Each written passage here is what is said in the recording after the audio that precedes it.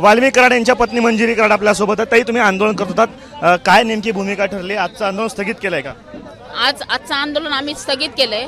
आम्हाला आश्वासन वरून दिलेलं आहे की तुमच्या मागण्या आम्ही, तुमचं जे म्हणणं आहे ते ऐकून घेतलेलं आहे आणि ते आम्ही वरिष्ठ अधिकाऱ्यांपर्यंत तुमच्या मागण्या, तुमचं म्हणणं आम्ही पोचवू, त्यांच्यापर्यंत ते पोचवतील आमच्या जे मागणं आहे ते। जर उद्या माझ्या नवऱ्यावर जर खोटा गुन्हा दाखल झाला तर उद्याचं आंदोलन हे आमचं बीडला राहील, हे आम्ही ह्या निवेदनामध्ये दिलेलं आहे, ते त्यांनी स्वीकारलेलं आहे। काय काय मागण्या केल्यात निवेदनाद्वारे आपण आता? आम्ही उद्या आंदोलन करणार आहोत। जर माझ्या नवऱ्यावर 302 वगैरे लावण्याचा प्रयत्न केला, जो की धस जे सुरेश धस आहे त्यांचा पूर्ण प्रयत्न चालू आहे की त्यांना ह्या गुन्ह्यामध्ये अडकवायचं। जर त्यांनी अडकून जर आमच्यावर खोटा गुन्हा उद्या दाखवला गेला, दाखल झाला तर उद्याचं आंदोलन हे आमचं बीडला राहील। उद्या बीड जिल्हा बंदची हाक आपण दिली आहे का? काय संदर्भात? उद्या बीड जिल्हा उद्याचं बघूत आता, उद्या आम्हाला काय निकाल येतो, उद्या काय आमचा रिझल्ट लागतो, आमचं त्याच्यावर आमचा उद्याचं आंदोलन हे ठरलं जाईल।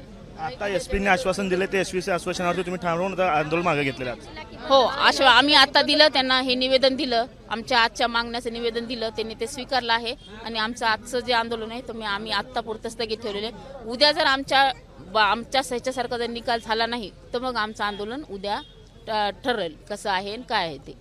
खरं तर बीडच्या एसपींना त्यांनी निवेदन दिलेलं होतं, ते निवेदनाची प्रत या ठिकाणी आपण बघताय। निवेदन त्यांनी एसपींनी स्वीकारल्यानंतर त्यांच्या ज्या मागण्या होत्या त्या मागण्यांच्या संदर्भात सकारात्मक निर्णय झाल्यानं आजचं आंदोलन जे आहे ते त्यांनी स्थगित केलेलं आहे। मात्र उद्या जर पुन्हा खोटे गुन्हे किंवा अशा पद्धतीनं काही झालं तर आम्ही पुन्हा एकदा आंदोलनाच्या भूमिकेवरती ठाम, अशा पद्धतीची भूमिका जी आहे ती वाल्मिक कराड यांच्या परिवारातर्फे आणि समग्र समर्थकांतर्फे घेतली जाते।